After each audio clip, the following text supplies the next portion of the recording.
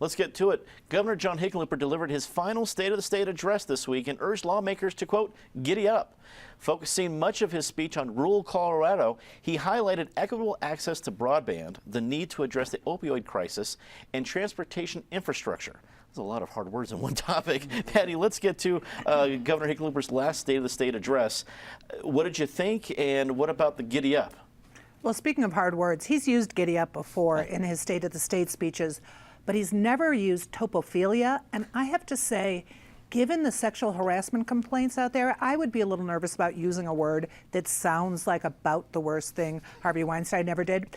But topophilia is actually love of place. And I think it set a good tone for Hickenlooper's last State of the State. You think about how many people grew up here or moved here and found themselves in Colorado.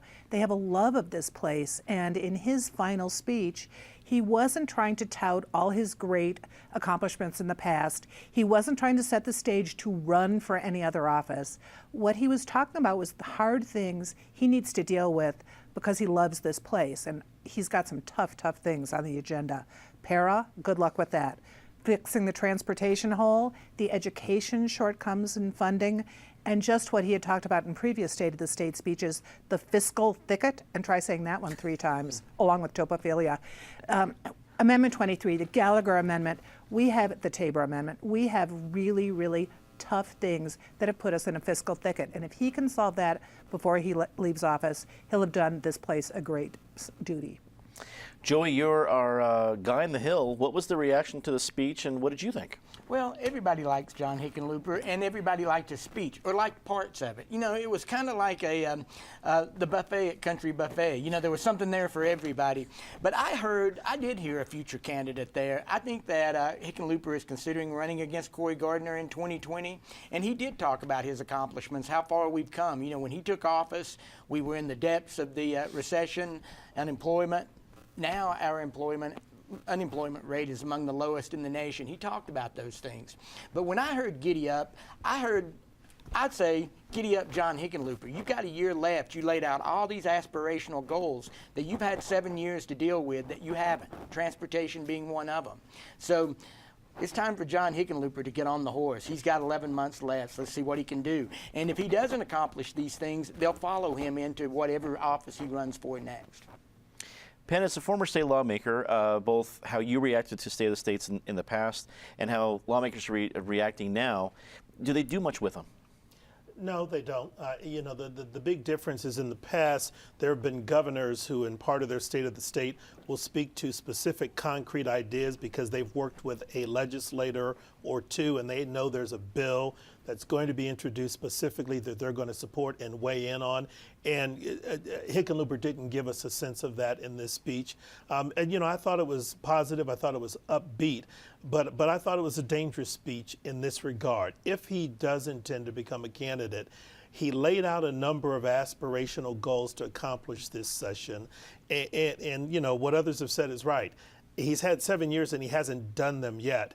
Now this is not only his last legislative session, but it's an election year. And it's an election year when there are several folks running for governor and a host of other offices. The entire House is up. About a third of the Senate is up for election. It's going to be hard to get things done. Everybody knows transportation and para and school funding are the big issues. The reason they've remained the big issues year after year is because we can't find consensus on how to fix them. And that's the problem. And I don't think the governor's in a position to promote a fix, and I don't think he's going to get a fix on most of these big issues. Michael, anything surprise you from the speech you saw, Hickenlooper's last State of the State? Not really. It's hard. It's funny because it is his last State of the State, and it seems like it went by pretty quickly. I was going to make a joke about you know, how it makes me feel old, but with this group, I'll pass on that. Thank you. Good call, by the way, Michael. No problem. No problem. I think these speeches are always interesting because you know, you kind of have the inspirational stories and comments. You have the talk about bipartisanship, and then you kind of have the red meat sprinkled in, which is really what people focus on for the next 118 days. I think the speech was a lot about Governor Hickenlooper's legacy and talking about how great Colorado is in a position. There are these other things that are struggling, but the economy is pretty good, unemployment's low. He talked about that. But personally, I think some of the reason why things are going decently well is because of some of the stuff that hasn't passed that his party has pushed. They tried to undermine Tabor. They tried to do 2 tax increases, curtail some oil and gas development, and also push for single payer, a lot of them.